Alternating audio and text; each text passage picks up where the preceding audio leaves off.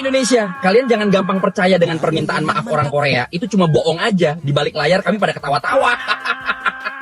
Ini cuma trik doang, memanfaatin sisi goblok orang Indo biar konten kami, produk dan drakor kami masih tetap dinikmatin orang Indo yang blon. Oke, orang Indo yang blon dan boykot aja kami. Mulai sekarang jangan lagi mau dibodohin ya. Biar Korea yang nyungsep. Korsel rugi miliaran dan konser BTS terancam batal ya. Panasi konflik Knet versus Siblings ternyata makin melebar dan nyentuh sektor pariwisata Korea Selatan. Menteri Pariwisata Korea nyebut ada lonjakan pembatalan tiket tur, reservasi hotel anjlok, sampai destinasi populer sepi pengunjung. Dampaknya, Korea Selatan dikabarkan rugi miliaran. Belum selesai, muncul juga aksi boykot produk Korea, bahkan konser BTS ikut terancam batal gara-gara situasi makin panas.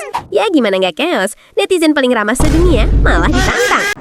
Informasi terbaru teman-teman, kepolisian Korea ambil tindakan tegas, seret semua warga yang merasiskan negara lain akan kami cari. Kami negara yang berdaulat, yang tidak patuh akan kami hakimi, termasuk Indonesia yang sudah kena serangan. Nah, di sini teman-teman jangan sampai teman-teman ikutan ya untuk serangan-serangan media sosial saat ini tentang Knet dan juga Sibling. Ya sangat-sangat ini berbahaya buat kalian semuanya jika ikut dalam andil serangan dalam media sosial Knet dan Sibling. Dan ada satu lagi teman-teman, informasi dari Forkomasi. Himbauan untuk teman-teman dari Forkomasi Korea Selatan, woro-woro selamat malam masyarakat. Mengingat sudah ada rekan kita yang terciduk dan ternyata sudah dari ciduk ya dan masuk berita. Untuk itu kami menghimbau rekan-rekan semuanya untuk tidak ikut-ikutan perang medsos yang dengan warlock ya. Warlock ini maksudnya warga lokal maksudnya ya teman-teman. Wes ra usah melu-melu ngurusi wong mumet yang di sini bisa langsung keciduk dan masuk berita. Jangan sampai satu orang kita semua kena dampaknya. Lebih baik fokus ngibadah dan golek duit. Dan jangan lupa teman-teman yang kalau sudah punya gaji, infak atau sodakoh ya di masjid-masjid terdekat. Ngeten nggih, bahasa sengaja dibuat begini biar nggak masuk algoritma. Medsos sedang dalam pantauan. Ya teman-teman, buat teman-teman semuanya jangan ikut-ikutan perang di media sosial. Yang penting kita kerja saja. Jadi sudah ada informasi yang sudah keciduk. Ini himbauan buat kalian semuanya. Semangat semuanya, semoga sehat selalu, kerjanya lancar dan banyak rezeki. Amin. Korea Selatan baru saja salah memilih lawan. Mereka merendahkan peradaban Asia Tenggara, menyebut bangsa ini miskin, tertinggal, dan hanya pantas menjadi penjaga sawah. Tapi mereka lupa satu fakta. Uang dari kantong penjaga sawah inilah yang selama puluhan tahun menyuapi industri hiburan mereka. Selama ini kita diam menjadi pasar yang penurut. Tapi ketika harga diri diinjak, 700 juta manusia membalas dalam satu komando. Dan hari ini, sebuah negara maju terpaksa menelan ludahnya sendiri. Jika Indonesia direndahkan, maka Korea Utara tidak akan tinggal diam. Nama Kim Jong-un tiba-tiba ikut terseret dalam narasi panas ini. Dalam berbagai spekulasi yang beredar luas di media sosial, disebutkan bahwa pemimpin Korea Utara tersebut mengecam segala bentuk penghinaan ras dan budaya. Banyak warganet Indonesia menilai Korea Utara selama ini dikenal memiliki hubungan historis yang cukup dekat dengan Indonesia sejak era Presiden Soekarno. Sehingga muncul anggapan, guys, ini ada info terkait takut bangkrut, Presiden Korea tangkap pelaku rasisme pada Indonesia, guys ya. Kira-kira infonya seperti apa? Buat kalian baru mampir, jangan lupa nih bantu subscribe Uki Kevin Reaction supaya apa? Supaya kalian gak ketinggalan update terbaru yang lagi viral tentunya ya. Kira-kira infonya seperti apa ya? Kita lihat dan kita reaction bareng-bareng ya. Ini channel kedua aku ya guys ya. Yang pertama ada aku Kelvin, dan jangan lupa juga bantu subscribe dan yang sudah subscribe terima kasih banyak. Mudah-mudahan rezeki kacau lancar dan gak ketinggalan tentunya update terbaru ya. Nah ini kita lihat seperti apa infonya guys. Panikan sekarang, Knet panik banyak warga Korsel yang ditangkap. Negara turun tangan gara-gara rasisme ke Indonesia. Ya bayangin kalau komentar rasis di media sosial itu nggak cuma dihapus atau kena report, tapi beneran berujung ditangkap negara. Nah, ini bukan wacana. Departemen Kepolisian Korea Selatan resmi bakal bertindak tegas. Warga Korea Selatan yang dianggap memprovokasi perang digital antara netizen Korea, alias Knet, dan warganet ASEAN yang sering disebut siblings, sekarang terancam hukuman negara. Terus, kenapa pemerintah Korea Selatan akhirnya turun tangan sejauh ini? Dan kenapa nama Indonesia disebut-sebut sebagai kunci utama di balik keputusan besar ini? Jawabannya nggak sesimpel ribut di kolom komentar. Ada tekanan ekonomi, citra negara, sampai dampak global yang mulai terasa. Makanya, simak sampai akhir karena fakta di balik konflik ini jauh lebih serius dari yang kelihatan di media sosial. Waduh. Pihak kepolisian juga ngeluarin ultimatum keras. Siapapun warga Korea Selatan yang terbukti rasis di dunia maya bakal kena sanksi hukum tanpa pandang bulu. Ini sudah bukan sekadar imbauan moral atau klarifikasi biasa, tapi peringatan resmi dari negara. Terus, kenapa langkah ini kelihatan serius banget? Jawabannya mengarah ke ASEAN, dan secara spesifik ke Indonesia. Indonesia dikenal sebagai salah satu basis penggemar Korea terbesar di dunia. Dari K-pop, drakor, fashion, kuliner, sampai gaya hidup Korea, semua hidup dan besar di sini. Buat Korea Selatan, Indonesia itu bukan cuma pasar hiburan, tapi aset ekonomi dan budaya yang nilainya luar biasa besar. Masalahnya, sejak konflik rasis ini meledak, citra Korea Selatan ikut kena imbas. Banyak laporan menyebut komentar rasis K-Nets di media sosial mulai berdampak langsung ke industri hiburan Korea. Beberapa efek yang mulai kerasa, film Korea kehilangan penonton internasional, agensi musik mulai kehilangan fanbase, brand besar menarik kerja sama endorsement, jutaan fans ASEAN terang-terangan menyatakan boykot. Ini jelas bukan isu receh. Buat negara yang menjadikan budaya pop sebagai soft power utama, konflik digital kayak gini bisa berubah jadi bom waktu ekonomi.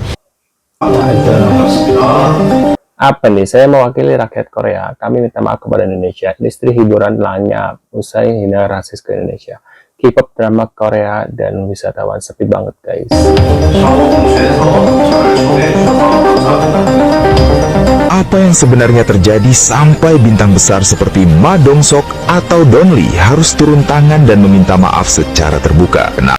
Waduh, tuh ya. Apa perang komentar antara warganet Korea Selatan atau yang dikenal sebagai K-Nets dengan warganet ASEAN, terutama Indonesia, berubah menjadi konflik panas yang melibatkan isu budaya dan agama? Waduh. Pura-pura bilang Apa nih? Pura-pura bilang cinta Indonesia, padahal cuma cari followers gitu guys. Ya, kira-kira infonya seperti apa? cinta Indonesia, padahal cuma nyari follower. Persian history things. Yeah, I think Persian like history is quite attractive. Tuh, nggak sadar lu ya. You menghujat negara kami.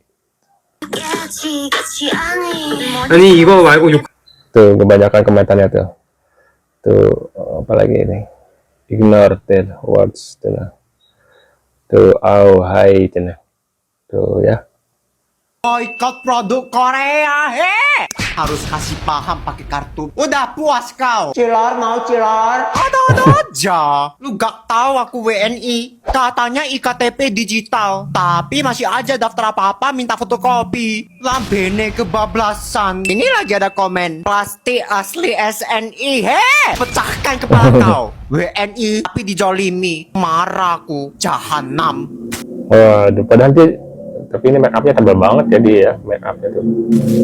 Susah banget bukanya. Apalah ini? Oh, ada teknik bukanya. Kayak gini. Kain aja sih. Cilor mau cilor? Wow.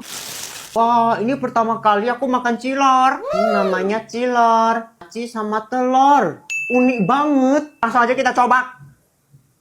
Rasanya nggak ngampung. Udah kayak makanan restoran. Mau saya. Baru tahu ada makanan namanya cilor. Enak banget. Ada telurnya jadi makin bergizi. Buat teman-teman yang mau ikut proses P2P manufaktur. Nah, di sini ada informasi buat kalian semuanya. Ini ada mungkin jawaban buat kalian yang ingin ikut P2P di sektor manufaktur. Kemarin tuh banyak sekali yang menawarkan P2P sektor manufaktur gajinya tinggi. Nah, di sini ada sedikit cerita. 2 minggu yang lalu saya temukan di komentar di akun saya. Sedikit cerita buat teman-teman yang ingin kerja ke Korea agar tidak terkena oleh iklan pemerintah. Nah, ini iklan dari pemerintah ya teman-teman. Jadi kemarin tuh ada informasi yang mau diluncurkan P2P sektor manufaktur. Di pabrik Yulkuk ya, Yulkuk tempatku bekerja, rekrut 7 PMI ex Korea lewat skema P2P dengan bidang keahlian CNC atau MCT. Beliau habis biaya kurang lebih 150 juta. Perjanjian di Indonesia UMR Korea atau World Cup sebesar 2.900 ribu won ya, atau dibilang 30 juta rupiah lebih. Dan lembur belum dihitung dengan visa E7, kan kemarin itu visa E7 ya untuk yang profesional dari Indonesia itu. Dan tetapi setelah beliau datang ke pabrik dan wawancara dengan orang kantor, gaji berubah menjadi sigep atau gaji per jam, bukan workgep atau bulanan. Belum lagi tiap bulan harus bayar broker yang ada di sini. Nah, ini benar ini, broker ini ya. Broker ini, benar. Dan beliau tidak bisa melapor perihal gajinya ke Nodongbu, benar. Karena tidak melalui di Nodongbu ya, atau di Snaker Korea. Karena P2P itu sendiri bekerja sama pabrik Indonesia dengan broker yang ada di sini. Pesan untuk teman-teman yang ingin kerja di Korea yang umurnya masih cukup untuk daftar G2G, lebih baik ikut G2G resmi G2G walaupun sekarang dipersulit oleh pemerintah. Nah ini teman-teman, sudah ada informasi dari Mas Febri. Sebenarnya informasi ini sudah lama aku sudah dapat ketika teman-teman yang ikut bukan visa E7 ya, tapi bukan visa E7 melainkan visa D, visa D2 kemarin ya, D2. Tapi teman yang sudah ada di Korea menggunakan visa D4 pindah ke visa D2, pindah ke visa D10. Benar adanya gajinya tidak sampai 2.900.000 melainkan di bawah UMR. UMR yang disebut ini ya, tapi UMR-nya itu sama seperti Nodongbu. Jadi buat teman-teman nanti yang ikut visa E7 yang dari Indonesia yang profesional itu, ditanyakan dulu dari agensimu yang ada di Indonesia apakah benar 2.900.000 UMR-nya. Jika tidak sampai di situ, kalian bisa komplain ke agensi kamu, tapi bukan untuk di Nodongbu. Nah itu dia guys ya, buat kalian mau jadi TKI di Korea yang mau kerja di sana, tuh ada beberapa info ya dari Mas ini gitu ya.